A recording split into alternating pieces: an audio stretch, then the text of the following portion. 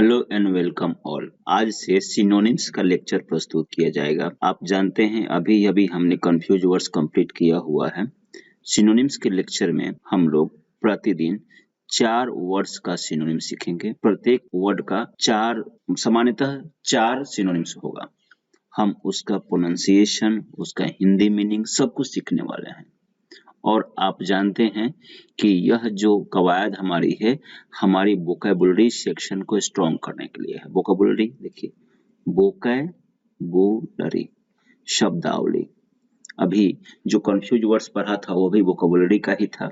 उसके पहले idioms, phrases, चाहे वन वर्ड सब्स्टिट्यूशन जो हुआ है, सब कुछ वोकैबुलरी को स्ट्रॉन्ग करने के लिए ही हुआ है। और सिनोनिम्स एग्जाम में बहुत इंपॉर्टेंट होता है और थोड़ा मुश्किल भी होता है। कोई भी क्लेम नहीं कर सकता कि उसको सिनोनिम्स आते हैं, क्योंकि आप जानते हैं, कारण पता है आपको कि शब्दों की संख्या सीमित है ही नहीं। इतने शब्द हैं, किसी के लिए भी सभी जानना मुश्किल है।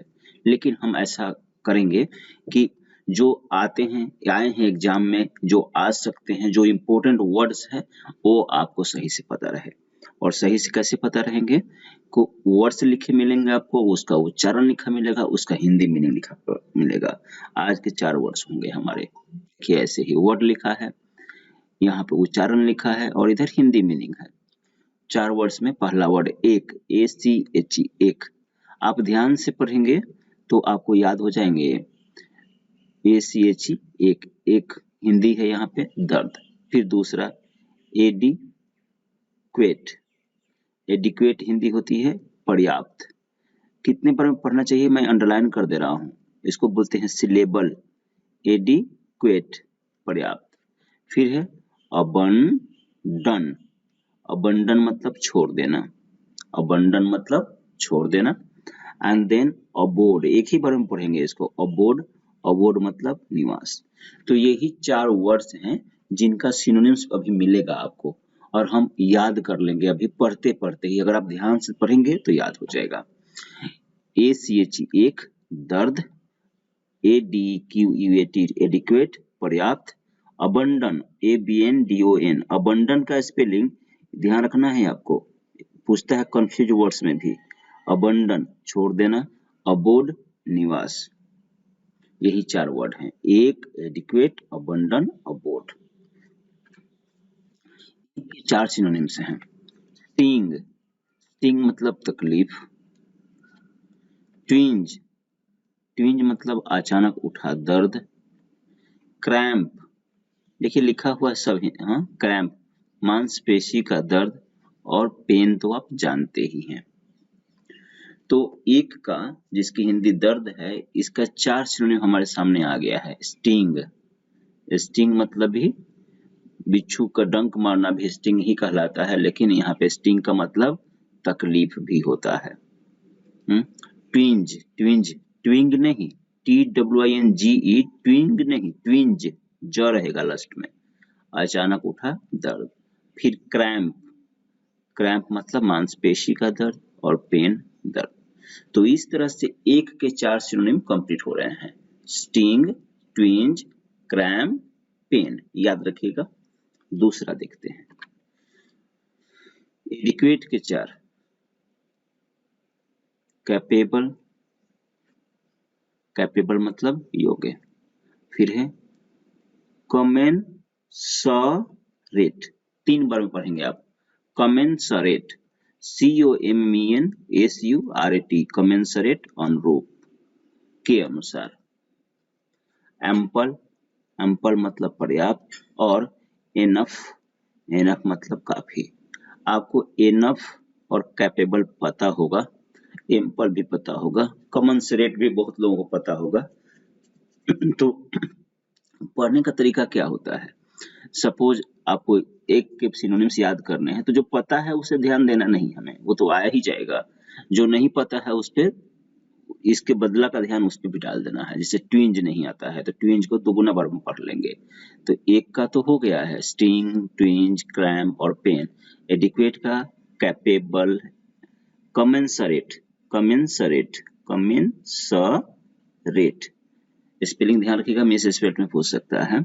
कमेंसरेट अनुरूप, एम्पल पर्याप्त, एनफ काफी। इस तरह से 2 हमने कंप्लीट कर दिया। पहला एक, दूसरा एडिक्वेट। अब बारी है अबंडन की। अबंडन की हिंदी होती है छोड़ देना।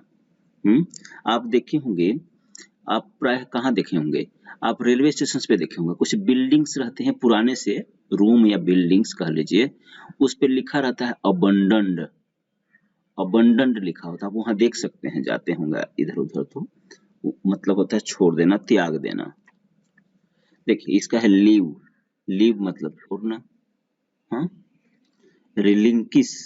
रिलिंकिस ऐसे पढ़ते हैं, रिलिंग, बहुत इंपॉर्टेंट वर्ड है ये, RELIN, रिलिंकिस। आप पढ़ रहे हैं सिनोनिम्स में, ध्यान रखना है हर जगह।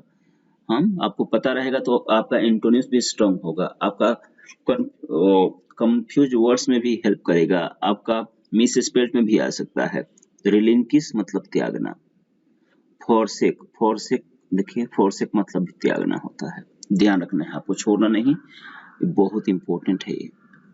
तो अभी तक हमने पढ़ लिया एक, एडिक्वेट, अबंडन। एक के चार कौन कौन से, स्टिंग, ट्विंज, क्रैम्प, पेन। और एडिक्वेट के चार कौन कौन से, capable, commensurate, ample, enough. Hope आप भी ऐसे ही बोल रहे होंगे। अबंडन, अबंडन के तीन कौन कौन से, लीव, रिलिंकिश, फोरसेक। फिर चौथा अबोड। अबोड मतलब निवास। अबोड का तो आप जानते हैं ना, होम मतलब क्या होता है, निवास। हाउस मतलब क्या होता है, निवास। और भी बहुत से वर्ड्स हो सकते हैं ना, और चार वर्ड हैं यहाँ पे देखिए। पहला है ड्वेलिंग। ड्वेलिंग, DWELLING, ड्वेलिंग मतलब होता है आवास।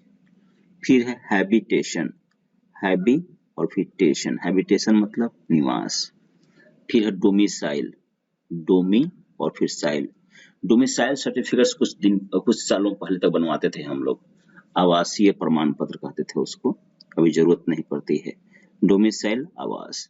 और फिर हाउस, हाउस मतलब घर।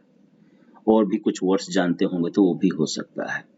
तो अबोड, ध्यान रखना है कि अबोड मतलब होता है निवास। इसके चार हैं, ड्वेलिंग, हैबिटेशन, डोमिसाइल, हाउस।